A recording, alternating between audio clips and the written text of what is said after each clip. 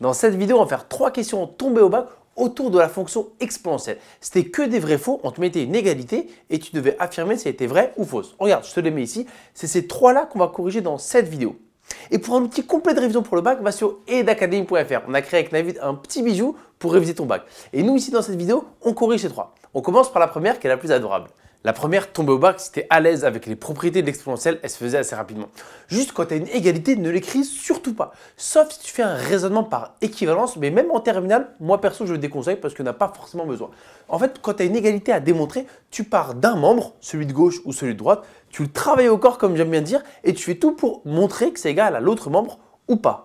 Et en fait, si c'est faux, quand un énoncé est faux, il suffit de montrer une valeur pour laquelle c'est faux. En fait, si tu arrives à trouver une valeur pour laquelle c'est faux, tu dis faux. En revanche, si c'est vrai, il faut que tu montres que c'est toujours vrai.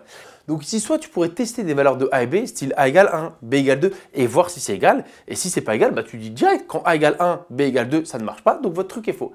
Mais nous ici, l'idée, c'est que tu apprennes un petit peu. Donc en fait, on va partir d'un des deux membres et on va le travailler. On va partir du membre de gauche parce que normalement, tu vois que ça ressemble presque à une propriété du cours. Laquelle? Celle-ci, E de x au carré, ça fait E de 2x. En fait, E d'un truc au carré, ça fait 2 fois ce truc. Donc ça donne quoi? Bah, le petit 2 va multiplier tout ce qu'il y avait à l'exposant. Bah, là, on peut développer. Donc ça fait exponentielle de 2a plus 2b. Et là, pareil, tu ne reconnais pas une propriété? Si on la connaît, juste dans l'autre sens. Je pense que tu la connais comme ça. E de a fois E de b, ça fait E de a plus b, qu'on a pris en plus 4e, 3e. Juste ici, elle est dans l'autre sens, regarde. Quand tu as une somme à l'exposant, on peut scinder en deux. Si tu regardes de droite à gauche, ah oui, j'ai une addition. Donc ça fait E de 2a fois E de 2b. Donc là, tu vois, tu es allé au bout de ce que tu peux faire spontanément après que tu aies vu qu'un des deux membres se travaillait facilement. C'est ce qu'on a fait. On arrive ici. Ah bah non, c'est pas pareil. Nous, on a fois, eux, ils ont plus. Donc normalement, ça suffit pour dire que c'est pas pareil. Parce que eux, ils m'affirment que pour tout réel A et B, ça marche. Bah, pour tout nombre A et B, on ne peut pas dire que cette somme est égale à ce produit. C'est pas possible. Donc vraiment, ça suffit pour dire différent de ça. Mais sinon, pour être parfaitement rigoureux, normalement, dans un vrai faux, tu prends deux valeurs. Maintenant qu'on sait que c'est faux, tu n'as qu'à prendre mon A égale 1, B égale 2 tout à l'heure. Et à la calculatrice, tu prouves que c'est faux. Donc même si la fin n'est pas idéale, il y avait pas mal de petites morales à retenir. Deuxième question, toujours tombée au bac. On t'a affirmé que pour tout réel x, cette égalité-là était vraie. Comme tout à l'heure, quand tu as une égalité à démontrer ou pas d'ailleurs, on ne l'écrit pas. On part d'un des deux membres pour arriver à l'autre. Là, j'ai juste un peu transformé d'ailleurs pour le rendre plus dur. Toi, tu partirais de quel membre? Du membre de gauche ou du membre de droite? En fait, il y a un des deux sens où naturellement, au moins, tu vois la première étape. Et c'est ce que je t'invite à voir et à utiliser comme membre de départ. Bah là, c'est celui de droite, regarde. Parce qu'à droite, on pourrait mettre tout le monde sur un même dénominateur et voir ce qui se passe. Et d'ailleurs, c'est ce qu'on va faire vu que regarde, à gauche, c'est un seul bloc, c'est qu'une seule fraction. À droite, tu as deux termes. Ah bah oui, je mets tout le monde sur un même dénominateur et regardez si oui ou non, je retombe là-dessus. Donc on part de là. Comment mettre tout le monde sur un même dénominateur? 1, je te rappelle, il est sur 1. Donc qu'est-ce qu'on va lui faire? Eh bien, on va le multiplier par 1 plus e de x, comme ça, ce sera le même dénominateur. Et tu fais en haut et en bas. Et donc, voilà ce qu'on obtient une fois qu'on a transformé le 1. Maintenant, qu'est-ce qu'on fait? On va pouvoir réduire parce que cool, c'est le même dénominateur. Il fallait connaître un truc pour ne pas se tromper. Moins devant le trait de fraction, tu connais son rôle? Le moins devant le trait de fraction, si je l'applique au numérateur, en fait, je vais l'appliquer à tout le numérateur. Donc, il va changer le signe de tout le monde. Donc là, si je le mets en haut, ça ferait moins 2x. Mais attention, plus 5. Elle était là, en fait, la faute à ne pas commettre dans cette égalité-là. Une fois que tu étais là, ce moment-là, il va s'appliquer à tout le numérateur. Donc, ça va devenir moins 1 plus e de x. Donc, retiens cette règle, elle est importante. Eh bien, on peut réduire en haut, qu'est-ce qui se passe? Les 1 disparaissent. 1 moins 1, ça fait 0. E de x plus e de x, un truc plus le même truc. Bah, ça fait 2 fois ce truc. Donc ici, on est à 2e de x. Moi, il m'avait dit quoi? Ah, je devais vous montrer que c'était égal à ça. Est-ce que c'est la même chose? Eh ben non, on le voit bien, parce qu'il manque un e de x. Donc là, on pourrait mettre directement différent de ça et on a gagné. Mais là, je vais pousser un petit peu la réflexion. Qu'est-ce qu'il faudrait pour que ce soit pareil? Parce qu'il y a quand même pas mal de choses en commun. E de x, c'est rien. Ah oui, donc en fait, il faudrait, attention, on raisonne, il faudrait que e de x soit égal à 1 en fait.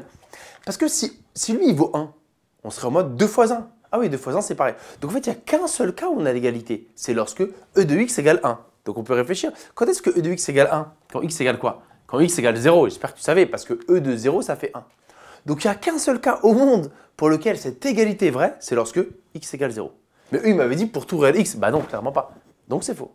Troisième affirmation, c'était une limite. On m'a affirmé que cette limite-là était égale à 0. Donc il faut dire vrai ou faux. Bah on va la calculer et regarder si oui ou non on tombe sur 0. Quand tu as une limite à calculer, fais-la instinctivement. Remplace x par ce qu'on te demande, ici plus infini, et regarde ce qui se passe. Parce que parfois, elle sort naturellement. Et si elle ne sort pas, peut-être tu as une première piste. Si x égale plus à l'infini, le premier terme, il tend vers quoi? E de plus à l'infini, bah on est à plus à l'infini, d'accord. Parce que x, il est à plus l'infini, fois 2, ça fait toujours plus l'infini. Donc on est à plus l'infini. Ensuite, moins, et bien encore moins plus l'infini ou moins l'infini. Et le dernier, quand x tend vers plus l'infini, ça fait combien? 3 sur l'infini. Ça fait 0. Donc ça fait plus 0. Ça, c'est jamais sur une copie, c'est entre guillemets sur ton brouillon ou idéalement de tête. Donc on est à plus l'infini moins plus l'infini. Combien ça fait? Forme indéterminée, elle ne me dit pas 0. Plus l'infini moins plus l'infini, fi, forme indéterminée. Lui, d'accord, il tend vers 0, il est out, on peut dire, ça se joue entre eux deux. Et donc ça va dépendre qui est le plus fort. Quand tu as un combat indéterminé, en fait, il y en a un qui tend plus rapidement vers l'infini ou vers 0. Et c'est lui qui va dicter sa loi. C'est la croissance comparée, le terme dominant. Donc ici, peut-être que tu vois ce qui va se passer. Et dans tous les cas, en fait, quand tu as une FI, souvent, quel est le réflexe à adopter? C'est de factoriser. Soit factoriser par le plus fort, le terme dominant, soit factoriser par un terme judicieux. Regarde-moi ce que je te propose. Lui, il est out, il n'y a pas de problème. Il tend vers 0. Il n'est pas embêtant. Le combat, il est entre eux deux. Moi, ce que je vais faire, je vais mettre e de x en facteur. On pourrait mettre e de 2x, mais e de x, ça suffira. Je mets e de x en facteur. Toujours le petit squelette avec un petit moins. E de x fois quoi me redonne e de 2x? Ah, tu vois, il faut connaître un petit peu. On l'a vu tout à l'heure. E de x fois e de x, d'accord? Parce que e de x fois e de x, ça fait e de x plus x, ce qui me donne donc 2x, d'accord? Plusieurs façons de le voir. E de x fois quoi me redonne lui-même? Bah fois 1. Ok. Et rappelle-toi, x tend vers plus l'infini. Bah là, on n'a qu'à retenter notre chance, tu vois. Avec les plus à l'infini, peut-être que ça va sortir. Lui, il tend vers plus l'infini, donc on est à plus l'infini. Attention, là, c'est en mode fois. Et dans la parenthèse, bah, il y a plus l'infini moins 1. Bah, pour le coup, il n'y a pas de problème, ça fait plus l'infini. Plus l'infini moins 1, ça fait plus l'infini. Donc on est en mode plus l'infini fois plus l'infini. Bah, il n'y a plus de problème, ça fait plus l'infini. Et juste, il y avait le plus 0 qui traînait, d'accord? Parce que lui, ce n'était pas un problème. Il tend vers 0, c'était un ami, on va dire. Tu vois. Le combat, il était ici. Et donc, juste pour lever l'indétermination, il fallait juste factoriser par e de x. Et comme c'est un vrai faux bac, il faut un petit peu justifier. Donc ça, tu peux l'écrire sur une copie et ensuite tu mets. Tu prends le temps sur une copie, il faut vraiment rédiger. Mais finalement, tu vois, on retranscrit notre cerveau. C'est pour ça qu'avec les limites, j'insiste sur l'aspect instinctif. En fait, il faut que tu comprennes ce qui se passe parce qu'après, juste tu retranscris avec les petits mots qui font plaisir. Or, limite de e de x égale plus infini. Limite de e de x moins 1 égale plus infini. Et j'ai rappelé quand même, limite de 3 sur x, ça fait 0. Donc, par produit puis somme, je fais l'effort, par produit puis somme, limite de toute l'équipe valait plus l'infini. Mais plus l'infini, ce n'est pas 0, donc l'affirmation est fausse. Tu vois. Donc, je t'ai montré comment à la fois gérer des vrais faux, genre en fait, la manière dont il faut le comprendre. Si tu penses que c'est faux, trouve des exemples qui vont mettre à mal l'égalité ou l'inégalité. Et tu pourras dire faux directement. Et le premier exemple traité illustre bien ça. Mais quand c'est vrai, en fait, il faut que tu ailles au bout des calculs. Donc finalement, c'est juste une question déguisée. En fait, fais le calcul. Et suivant le résultat, tu dis vrai ou faux. Tu vois, c'est un peu une question déguisée les vrais faux. Et encore une fois, l'outil de révision du bac, il est où? edacademy.fr.